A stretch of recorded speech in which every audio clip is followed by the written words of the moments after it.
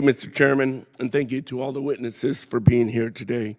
The 2025 National Security Strategy states, President Trump is building alliances and strengthening partnerships in the Indo-Pacific that will be the bedrock of security and prosperity long into the future. Mr. No, do you think the constant barrage of on-again, off-again tariffs coming from this administration are helping to strengthen partnerships in the Indo-Pacific? A simple yes or no. Congressman, I can speak from personal experience.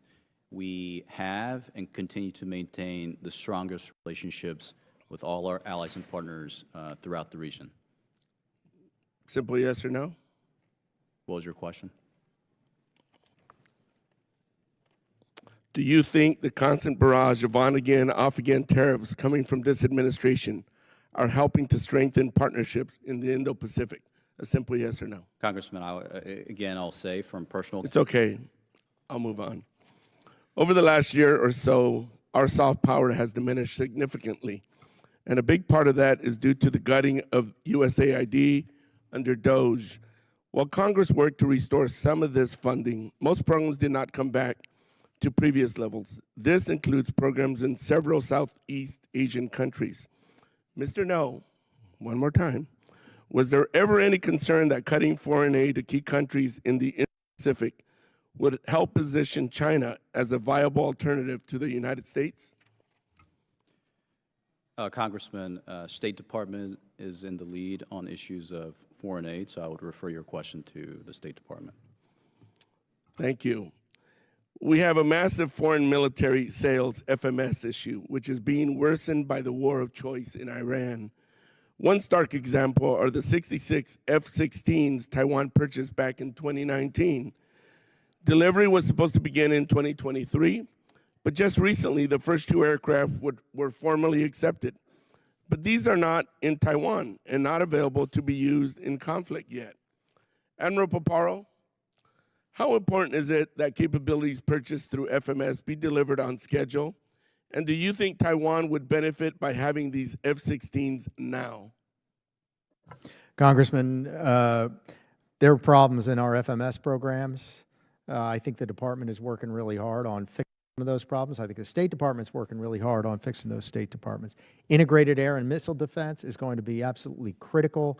That is across all domains, and that includes, and that's also across all zones of conflict. And so I think it's important that every FMS delivery is delivered not just on time, but early.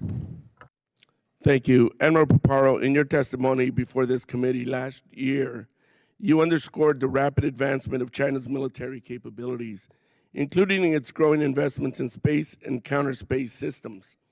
I understand that the commercial remote sensing industry has played a critical role in supporting the COCOMs to ensure that our warfighters have access to persistent, real-time, actionable data. However, the department's budget, once again, does not reflect that important partnership. Can you discuss the importance of continued investments in commercial solutions to meet operational requirements? And how could expanded access improve domain awareness in your AOR? Thank you, Congressman. The persistent commercial capability so greatly augments our unique and exquisite on-orbit capability. And the mass data analytics of multiple inputs provides a precision all its own. I think it adds resiliency, it adds to the constancy of the picture, getting us closer to a stare than a blink. And we're working with a number of commercial companies in order to bring those on board, and we continue to advocate for those investments. Thank you very much. Mr. Chair, I yield back. Gentleman yields back. Chair, I recognize the gentleman from Nebraska, Mr. Bacon. Thank you, Mr. Chairman, and thank you for being here, gentlemen. We appreciate you. I have 4 questions. I'm going to try to get right to the point. Admiral Paparo, the Air Force is increasing its requirement for B-21s from 100, and now we're looking at about 140 or 145. How good a news is that for you for your war plans and deterrence? Congressman, that's very good news, and I welcome even better news if we're able to do it. Okay, that's good. I like that. Secondly, I flew in the Compass Call aircraft for 11 years, the EC-130s. It's transitioning to the EA-37s, When I came in 10 years ago, we had 6. It's the program of record. And through digging up under couch cushions and scraping and tugging and pulling, and with the support of the chairman, we got it to 12. And I think we got 3 more in the upcoming budget. Now, I understand the requirement from PACOM is 22. So can you talk about the importance of the EA-37? Because I'm blessed to have a good committee that supports this, but I'd like to know how important it is to you. Congressman, there's dozens of systems that contribute to our counter C5 ISR&T, military speak for counterintelligence, surveillance, reconnaissance, and targeting. EA-37 Compass Call is a critical linchpin in that through all zones of conflict, through the gray zone into high-end conflict. So we're strongly supportive of that capability, as well as all of the other capabilities on orbit, on the surface, and in the air that contribute to our ability to execute the counter C5 ISR&T mission and build out our intel pictures. Mr. Chairman, we're getting us to 15 on this budget. We're getting close to the PACOM requirement, and I'm excited about that. Joe Brunson, we're listening to news about some of the air defenses being moved out of Korea to the Middle East. Can you talk, is this impacting you, or are you feel adequately covered right now? No impacts to our ongoing missions and operations, Congressman. Okay. Admiral Paparo, how far behind are we with military sales to Taiwan?